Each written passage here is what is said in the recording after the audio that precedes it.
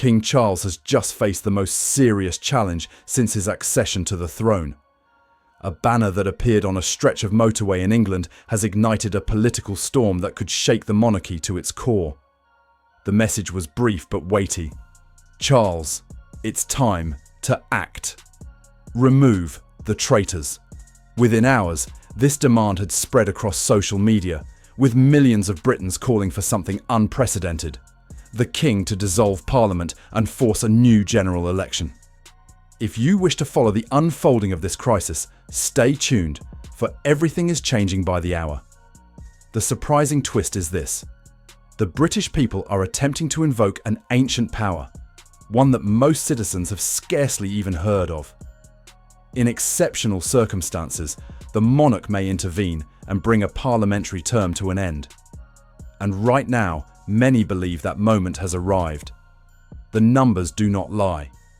The cost of living has risen by 23% in just 2 years.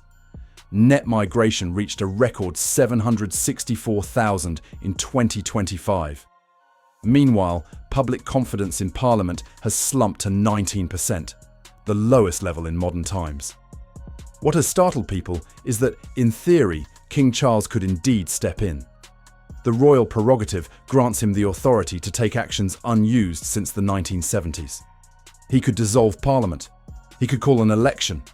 He could even disregard the entire existing political system. The issue is not whether he has the power. The question is whether he dares to use it. Across the nation, protests are spreading, from Manchester to Birmingham, from Glasgow to Cardiff. The chant echoes everywhere: dissolve Parliament. And this is no longer the voice of a small minority. These are workers, pensioners, ordinary families who feel abandoned by those in power.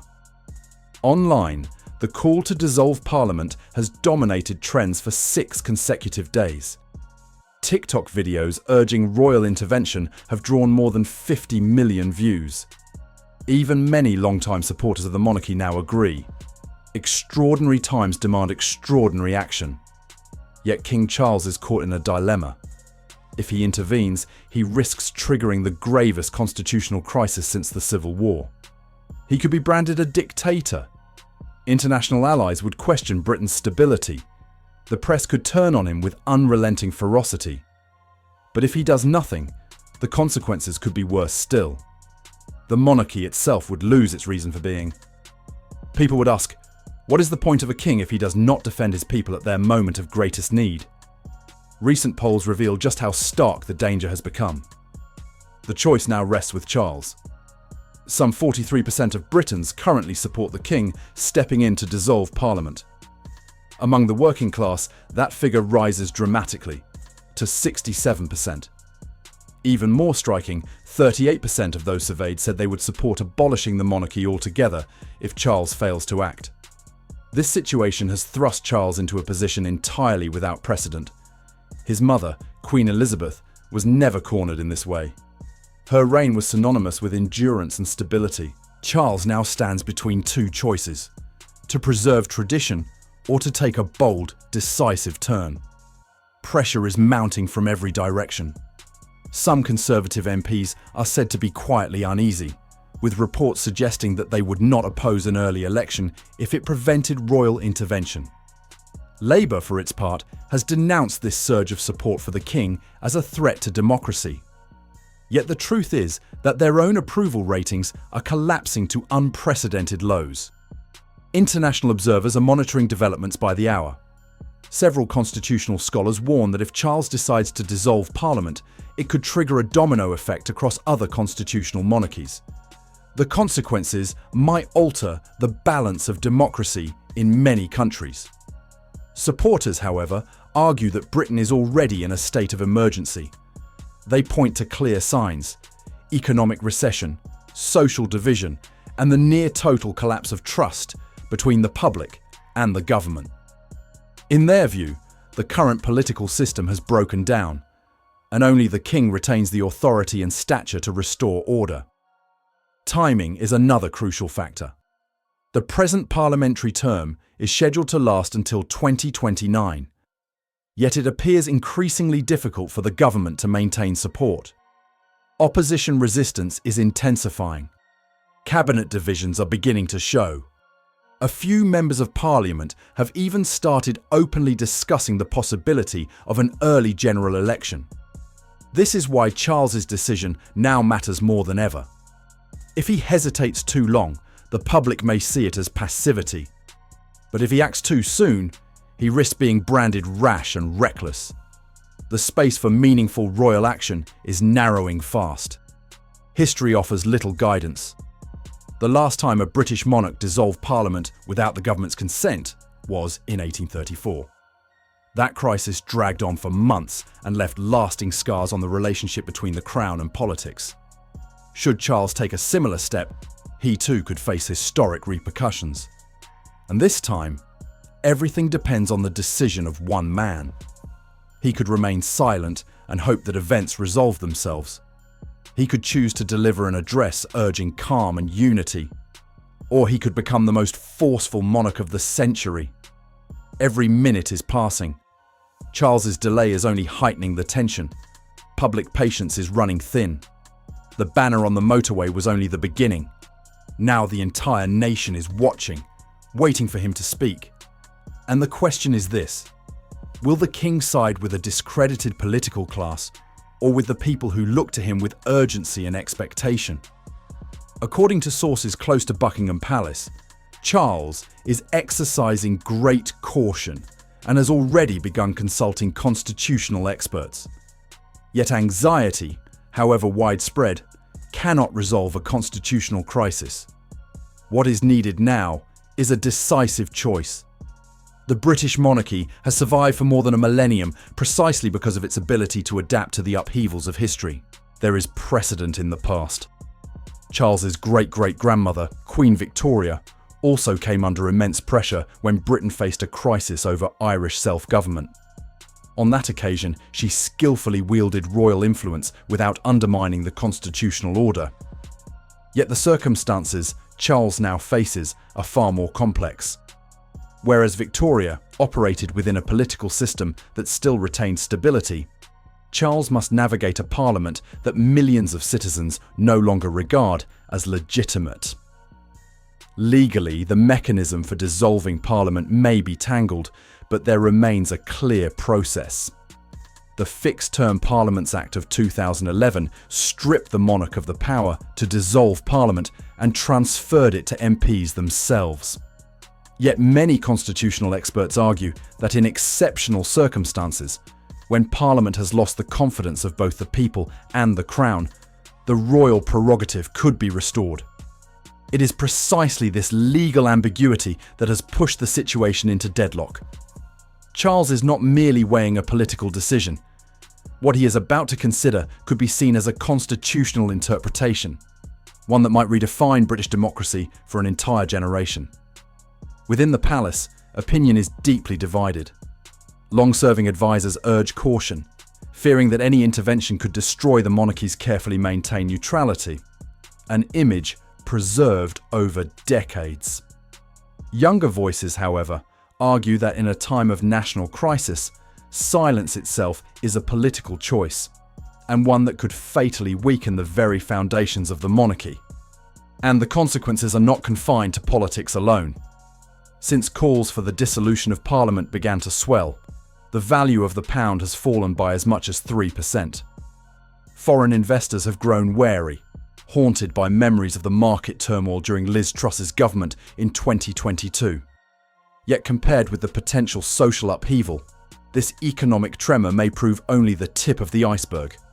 If Charles decides to dissolve Parliament, Britain could face an unprecedented constitutional crisis not seen since the Civil War. Conversely, if he chooses to stand aside, he may trigger a crisis of confidence in the institutions themselves, a prospect that could be even more destructive. The world's reaction too would be intense. Were a British monarch to dissolve Parliament, democracies across the globe would be shaken, financial markets would reel, allied nations would question Britain's stability. Enemies, on the other hand, would seize upon the turmoil for their own gain. But inaction carries its own peril. A monarchy powerless to defend its own relevance begs the question of its very purpose. If Charles cannot, or will not, step forward when the people demand the voice of the crown, then what role remains for the monarchy in modern Britain? This decision will become the defining moment of his reign. History will not recall the ceremonial speeches or the pageantry, but rather this existential choice. Will he be remembered as the king who safeguarded democracy, or the one who stood by as it collapsed? And, ironically, the pressure is now coming from the most unexpected of places. Veterans are increasingly taking to the streets, urging the royal family to act, declaring that their oath was to the crown, not to Parliament. Last week, Major General Sir Richard Barrons, former commander of the Joint Forces, drew attention when he stated that, at times, constitutional duty demands actions beyond the ordinary framework. This was no idle remark. More than 15,000 former servicemen have signed a petition in favour of dissolution. The trade unions, long inclined towards Republican sympathies, are now deeply divided. The Executive Committee of Unite the Union has convened emergency meetings, with several senior figures privately conceding that dissolution may be the only way out of the current political deadlock. Gary Smith, General Secretary of the GMB, went further, bluntly stating that Parliament had become detached from the realities of working-class life. Even religious leaders have not remained silent. The Archbishop of Canterbury issued a cautious statement stressing the need for constitutional wisdom and the common good. Yet, according to some sources, he privately told King Charles that in times as abnormal as these, abnormal remedies might indeed be necessary. The Catholic Archbishop, Malcolm McMahon, was even more forthright, telling BBC Radio 4 that if democracy no longer reflects the expectations of the people, then alternative constitutional options must be considered. The business community, too, is deeply split. The CBI has voiced concern that dissolution would unsettle markets and has formally opposed it. Smaller business organisations, however, are beginning to break ranks. The Federation of Small Businesses recently released a survey showing that 71% of its members support an early election. Its president, Martin McTague, argued that Parliament no longer represents the interests of British business. In the devolved nations, political leaders are also adding to the tension. Scottish First Minister Humza Yousaf has described the dissolution movement as a threat to democracy. Yet, his approval rating in Scotland now stands at just 28%. In Wales, First Minister Mark Drakeford has been more cautious, acknowledging that constitutional conventions only matter when circumstances are truly exceptional. Meanwhile, the battle on the media front is raging fiercely. Most mainstream outlets have condemned the dissolution campaign, warning that it will lead to chaos and instability. The BBC's political editor has called it extreme populism, while The Times has argued that it represents a serious assault on the constitutional order. Yet social media is painting an entirely different picture. Independent content creators are drawing millions of views with pro-royal action videos, many of which are spreading more widely than traditional media coverage. The YouTube channel Constitutional Crisis UK has amassed 2.3 million subscribers in just 2 weeks, with its series explaining royal powers. On TikTok, videos relating to the dissolution of Parliament have surpassed 200 million views. Even Instagram, usually a hub for fashion and lifestyle posts, is now saturated with political content about King Charles's decision, with unprecedented levels of engagement. The online divide is merely one expression of a deeper rupture within British society. Traditional media, the political class, and long-established institutions are united in opposing dissolution. Ordinary citizens, voters without power or privilege, increasingly feel ignored and betrayed. They are beginning to rally, showing strong solidarity with the royal call for action. Regional divides have become sharper than ever. In London and the South East, opposition to dissolution remains higher, perhaps owing to their closer ties to the political establishment. Meanwhile, in the Midlands, the North and Wales, over 60% of people support the move. In former industrial cities such as Stoke-on-Trent, Sunderland and Blackpool, the figure even exceeds 75%. Yet when broken down by age, the picture shifts. Voters aged 65 and over, once regarded as the bedrock of monarchist support, are now strikingly divided. Many still remember times when the royal family stood as a steady anchor during moments of crisis. But they now find themselves torn between loyalty to tradition and outrage at the sense of abandonment by Parliament.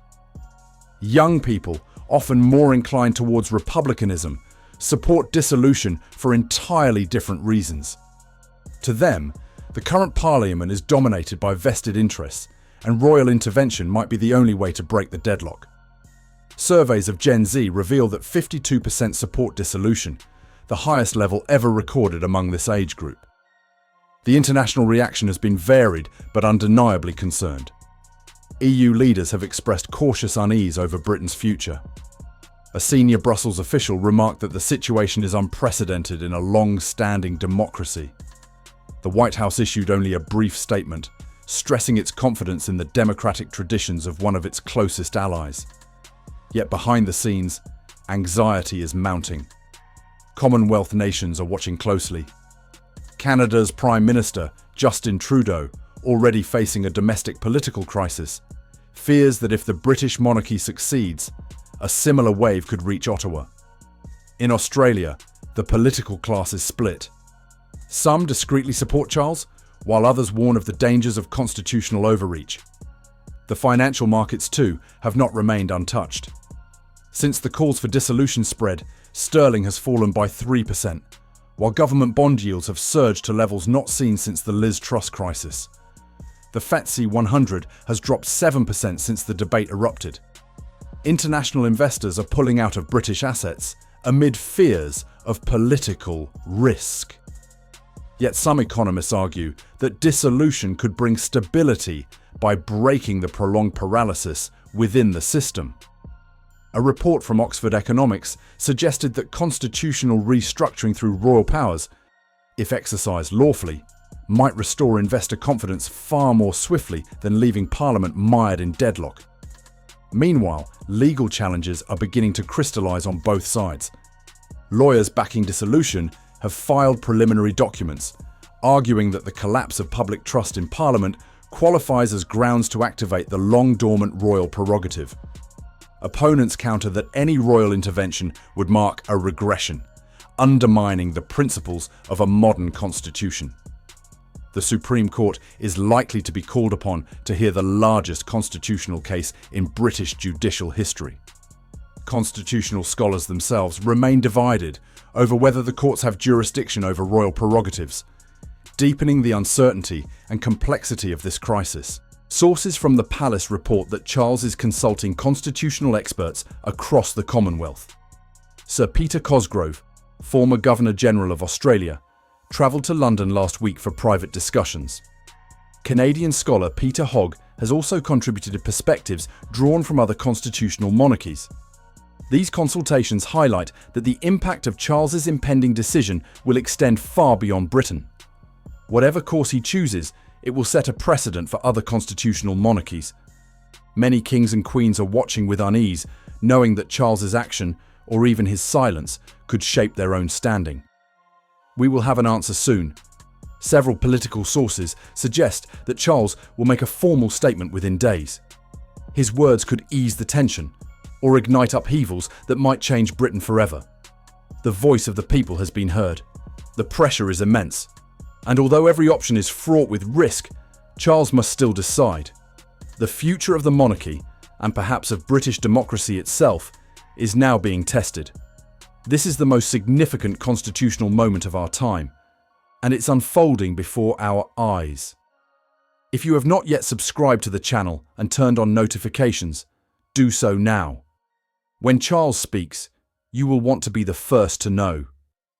The next chapter of British history is about to be written, and it rests entirely on the decision of one man who holds the most powerful constitutional weapon in the democratic world. So, What do you think Charles should do? Share your views in the comments below.